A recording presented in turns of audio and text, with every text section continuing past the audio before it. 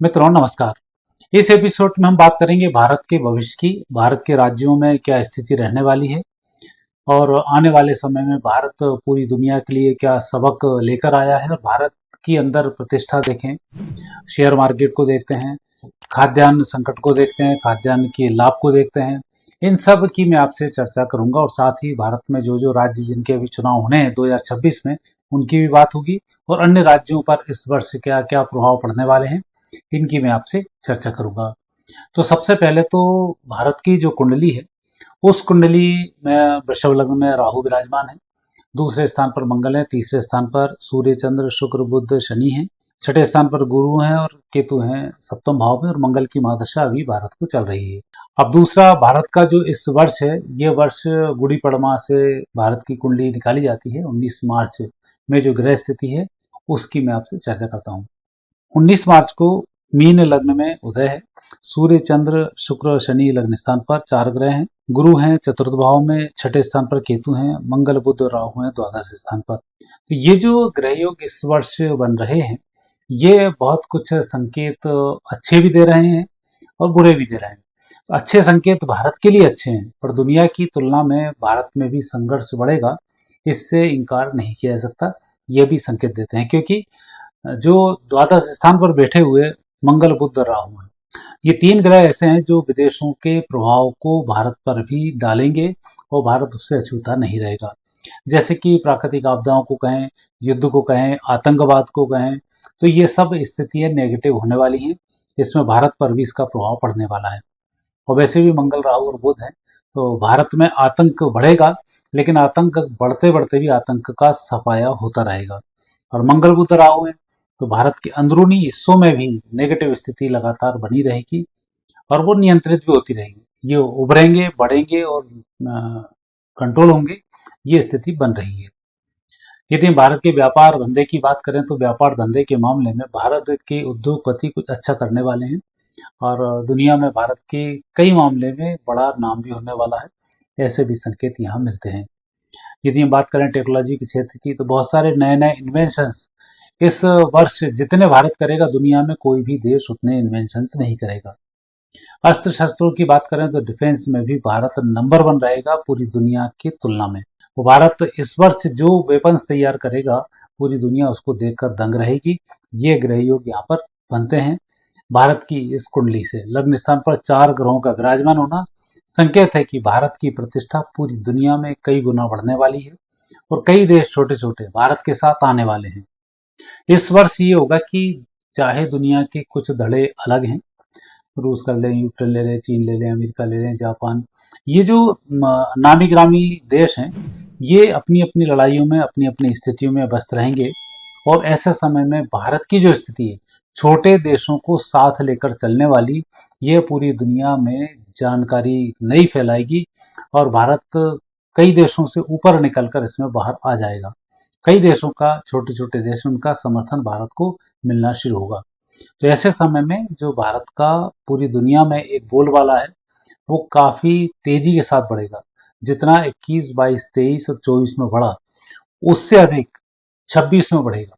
और 26 भारत के लिए एक बहुत अच्छा वर्ष साबित होने वाला है। हम जब अपनी बातों को सामने वाले के पास पहुंचाएंगे, तब सामने वाले देश हमारी बात को माने बिना नहीं रहेंगे। जैसे अभी अमेरिका कोई बात करता है, तो अब अमेरिका का पूरी दुनिया में विरोध होना शुरू हो जाएगा, कोई नहीं सुनेगा। चीन जिस तरीके से काम करता है, चीन की स्थिति भी खराब होगी और चीन के अंदरूनी मामले भी बढ़ने शुरू होंगे। और चीन जिस तरीके से विस्तार ताइवान पर करने की सोच रहा है, ये उसकी सोच धरी रह जाएगी और कुछ नहीं कर पाएगा, वो अपने झमेलों में ही फंसा रहेगा। तो भारत की यह स्थिति इनमें बनती है कि भारत एक मजबूत आधार के साथ पूरी दुनिया में अपनी शक्तियों को पेश करने में सफल होगा और भारतीय सनातन संस्कृति का परचम लहराने में भी भारत इस वर्ष सफल होगा।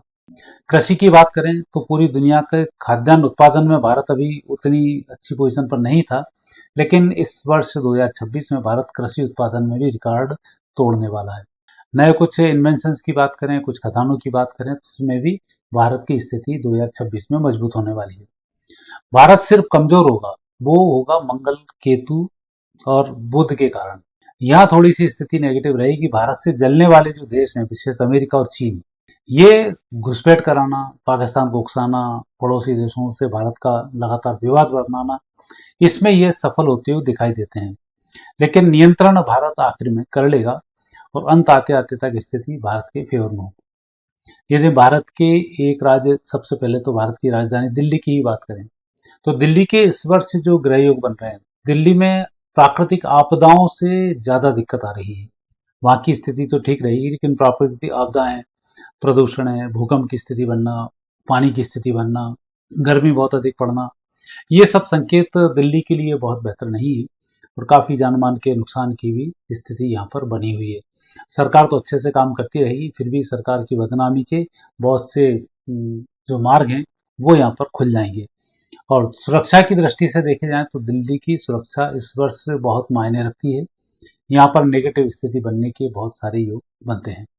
दिल्ली के पड़ोसी उत्तर प्रदेश की बात करते हैं, तो उत्तर प्रदेश का जो जलवा है वो बरकरार रहेगा और वहाँ से जितने भी बाहर के आए हुए अपराधी हैं उस पर लगाम लगाने में योगी जी सफल होने वाले हैं। और यूपी की स्थिति पिछले राज्यों से हटकर एक अच्छे राज्य के रूप में अब होने वाली है और वहाँ जो नेगेटिव स्थिति अभी तक बन रही थी वो सब अब समाप्त होकर नया यूपी अब तैयार होने वाला है। और वहाँ पर अब जो कृष्ण मंदिर की बात भी है तो वो भी अब आगे बढ़ना शुरू होगी। और जिस तरीके से आतंकी अपराधी घुसपैठियों का जो है वो वहाँ पर प्रभाव अब शून्य की स्थिति में 2026 में आ जाएगा। और प्रशासन की दृष्टि से यूपी का प्रशासन बहुत मजबूत और सख्त होने वाला है, जो अभी तक नहीं हुआ उतनी सख्ती 2026 में वहाँ पर होने वाली है। जनता की दृष्टि से यूपी अभी वहाँ के लोगों के लिए एक अच्छे स्वर्णिम अवसर के रूप में आगे बढ़ेगा। उड़ीसा, जहाँ पर बीजेपी की सरकार है, उड़ीसा की बात करें तो इस वर्ष उड़ीसा में थोड़े से प्राकृतिक आपदाएं, विशेष रूप से भूकंप का आना, समुद्री हलचलों का होना, तेज हवाओं का चलना, ये थोड़ी सी उड़ीसा में स्थिति अच्छी नहीं है और समुद्र अपनी सीमाएं भी लांघ सकता है। तो उड़ीसा के लिए प्राकृतिक आपदाओं की दृष्टि से समय ठीक नहीं है। वैसे सरकार की दृष्टि से, जनता की दृष्टि से, शांति की दृष्टि से उड़ीसा में अच्छा योग संयोग चल रहा है। घुसपैठिए कुछ हद तक उड़ीसा में आने की कोशिश करेंगे, लेकिन इस वर्ष के अंत तक उनकी पोल भी खुलेगी और सरकार भी सजग होकर अच्छे से वहाँ काम करेगी।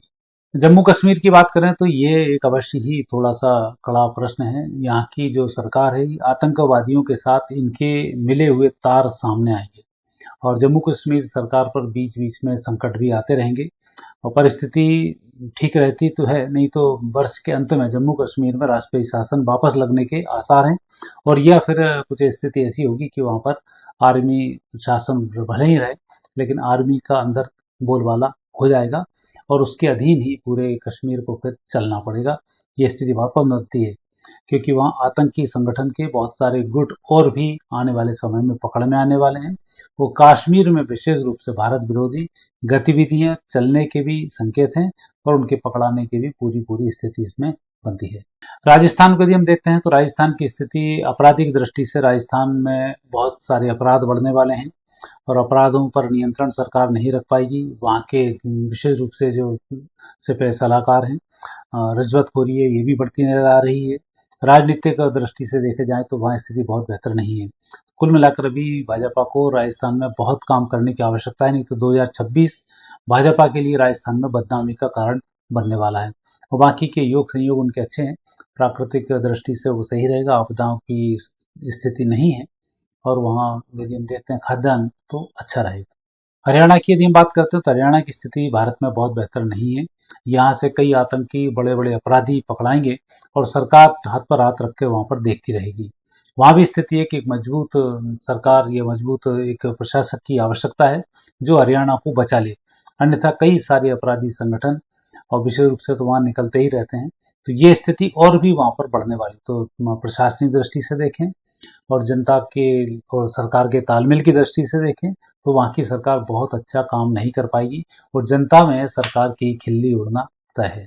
महाराष्ट्र सरकार को हम देखें तो महाराष्ट्र सरकार में काम थोड़े से ठीक बन रहे हैं, लेकिन वहाँ भी महाराष्ट्र के मुंबई में आतंकियों की खेप बढ़ने वाली है और आतंक प्रभावित तो मुंबई भी होने वाला है।